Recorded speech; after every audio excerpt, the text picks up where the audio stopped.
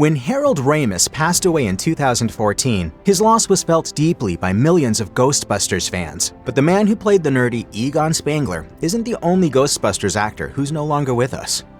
Every horror movie needs at least one good jump scare. If there was any moment in Ghostbusters that supplied the nightmare fuel for an entire generation, it was the moment that the kind-looking library ghost turns into a terrifying creature. That librarian was played by Ruth Hale Oliver, who counted the film as one of her only 2 screen acting credits. She did have another claim to fame though, and that was as an astrologer. Oliver wrote books including Physique, Temperament and Psyche, an astrological approach, and published an entire book of poetry when she was just 15 years old. Oliver died in 1988, when she was in her late 70s.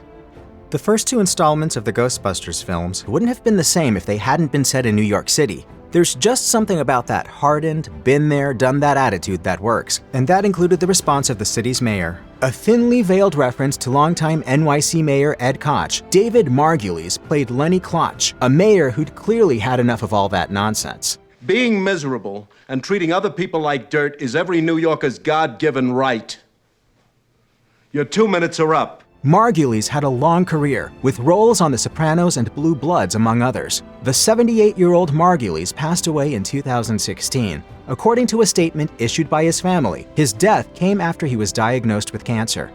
Ghostbusters 2 is a bit of an anomaly, in that it's a sequel that was arguably as good as the original. That was in large part due to the terrifying Vigo the Carpathian, the threatening ghost in a painting, played by the German-born Wilhelm von Homburg. The real von Homburg was just as terrifying, and when he died on March 10, 2004 at age 63, his half-sister only found out about it a month later. Why? Von Homburg, born Norbert Gruppe, had left instructions for a friend to call her 1 month after his death and only say, "Touché." Von Homburg died of prostate cancer, a terminal diagnosis he shared with his half-sister Rona while sitting outside of her California office. It was the end of a bizarre, brutal life that involved his father Richard.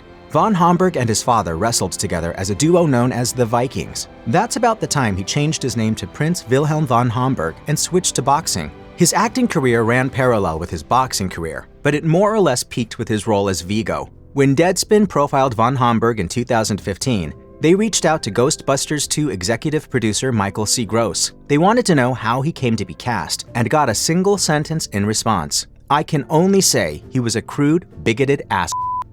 Along with his twin brother William, Henry J. Deutschendorf II played the adorable baby Oscar in Ghostbusters 2. Neither twin stuck with acting, and instead, they became martial arts instructors at a California academy. Tragically, Henry became one of many child stars who have passed away when he died by suicide on June 14, 2017. Although Henry's death was reported by mainstream media outlets, it was William's blog post for the Brain and Behavior Research Foundation that told the full story. In it, William wrote that his brother had been diagnosed with schizoaffective disorder. William went on to say that the medications Henry had been prescribed didn't help, writing, "By the end, he had 25 voices, all with different personalities and opinions, but mostly agreeing they did not like Hank." William also stressed that his brother hadn't been defined by his illness, describing him as his best friend. He wrote, "For Hank, it was quality over quantity. It is very important to our family to help spread awareness about mental illness and suicide prevention. If your first reaction is to ask us what you can do, it's to help us do everything we can to help others suffering from the same illness as Hank." Louise Troy had a brief but memorable appearance in Ghostbusters 2. She's the one wearing the fur coat that comes to life after she steps in some mysterious ooze, and it was actually one of her last roles. Troy died in 1994 after being diagnosed with breast cancer. It was the end of an impressively long career that had seen her receive multiple Tony nominations, along with accolades for her work on the stage and screen. Not only was she a familiar face on Broadway, but she was also familiar to fans of Hogan's Heroes. Troy appeared in 3 episodes of the popular sitcom. While Vigo the Carpathian kind of made Ghostbusters 2, bringing the character to the screen was something of a challenge. While the face on the screen belonged to Wilhelm von Homburg, the voice wasn't his at all. So who's doing the talking? That's Max von Sydow, the absolute legend from movies like Flash Gordon and The Exorcist. The power of Christ compels you! Von Sydow's dubbing of Vigo's voice was actually uncredited, and it's unclear exactly why. After all, he'd already had a wildly successful career in the prior decades. Still, when he reprised his role for the Ghostbusters video game in 2009, that did get him an official credit. When he died in 2020 at the age of 90, he was widely lauded as one of the best actors of his era.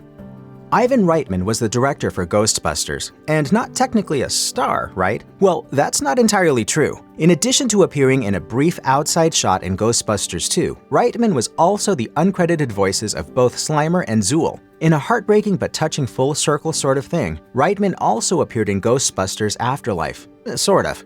Even as his son, Jason Reitman, stepped into the director's spot, Ivan donned Egon Spengler's uniform and stood in for the late Harold Ramis. In a brilliant interview with The Guardian, Jason and Ivan Reitman sat down to talk about what it was like to pass the torch from father to son. Jason told the outlet, "It's emotional for both of us. I found myself on set all the time, making directorial decisions and realizing that my father had made the exact same decision 35 years ago. It's like when you realize you put your hands on the steering wheel the same way your parents did." Jason explained that some of Ivan was in each of the Ghostbusters: Egon's brilliance, Ray's passion, Venkman's humor, and Winston's business sensibility. I love Ghostbusters. Sadly, Ivan Reitman died in 2022. He was 75. His 3 children released a statement saying that the filmmaker had died peacefully at his home and added, "While we mourn privately, we hope those who knew him through his films will remember him always." Did you forget that Casey Kasem was in Ghostbusters? Well, it was more precisely his iconic voice that made an appearance. In the original film, Kasem did a radio segment on the group as they took the city by storm and skyrocketed to fame as everyone's favorite ghost hunters. Kasem died in 2014 at the age of 82, and it was announced that he had been diagnosed with Lewy body dementia. Before his death, Kasem was in the middle of a heartbreaking family split, as his 3 children from a previous marriage went to court with his wife of 34 years, Jean. Accusations made by both sides were pretty shocking. Carrie, Julie, and Michael Kasem claimed their father had been subjected to severe elder abuse and exploitation at the hands of their stepmother. His wife, meanwhile, claimed the 3 were only trying to find a way around the fact that he had cut financial ties with them in 2012. An investigation into his death was opened in 2018, and the matter was settled the following year. The Kasem children behind the lawsuit issued a statement saying they felt as though they were forced into settling, but no wrongdoing was discovered in the course of the investigation.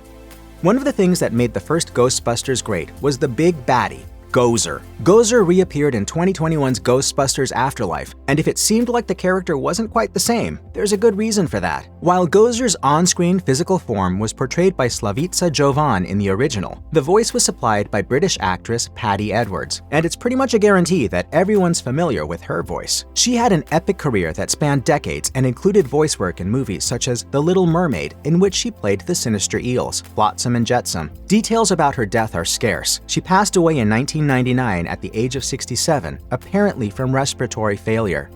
Michael K. Williams may have been better known for The Wire and Lovecraft Country, but he also played Agent Hawkins in 2016's Ghostbusters. A wildly prolific and versatile actor, he had more than 100 credits to his name when it was announced that he had died at the age of 54 in 2021. His death was immediately reported as being a suspected drug overdose. Williams was always candid about his experiences with addiction, telling Men's Health in 2020 that his initial foray into drug use was the result of pain. He went on to add, "In a word, a lot of pain. It wasn't an easy childhood being sensitive, vulnerable. I was 17. I was lost. Drugs were there." His death would ultimately be ascribed to fentanyl-laced heroin, and in 2023, the New York City dealer who had been convicted of selling him the drugs was handed a 10-year jail sentence. Williams was also honest about the toll that acting took, saying that Lovecraft Country in particular woke up a lot of demons in him. Working on Ghostbusters, it seems, was a chance to step away from that and do something fun. In an interview with Entertainment Weekly, Williams said that although he had nothing but respect for his human co-stars, it wasn't the high point. He told the outlet, "I got to work with Slimer, dude. Like, Slimer.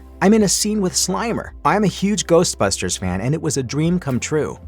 Steven Twitch Boss might be better known as Ellen DeGeneres' DJ and a dancer on So You Think You Can Dance, but he also appeared in 2016's Ghostbusters. In December 2022, it was reported that the 40-year-old actor had died by suicide. His wife, fellow dancer Allison Holker Boss, issued a statement to the Los Angeles Times saying, "To say he left a legacy would be an understatement, and his positive impact will continue to be felt. Steven, we love you, we miss you, and I will always save the last dance for you." I've learned the preciousness of life. Several months after his death, Allison spoke with people on dealing with grief and finding a way forward. She was candid about the struggles she faced after losing someone she loved to suicide, and said that in an attempt to both honor his memory and help others, she had founded a mental health charity called the Move with Kindness Foundation. She said it was inspired partially by a conversation with a close friend and by other conversations she'd had with complete strangers. She told the outlet, "I've had so many people, specifically men, reaching out to me, saying how they were so affected because they didn't realize how much they were holding on to and not expressing." If you or anyone you know is having suicidal thoughts, please dial or text 988 to speak with the National Suicide Prevention Lifeline. You can also seek help by visiting 988lifeline.org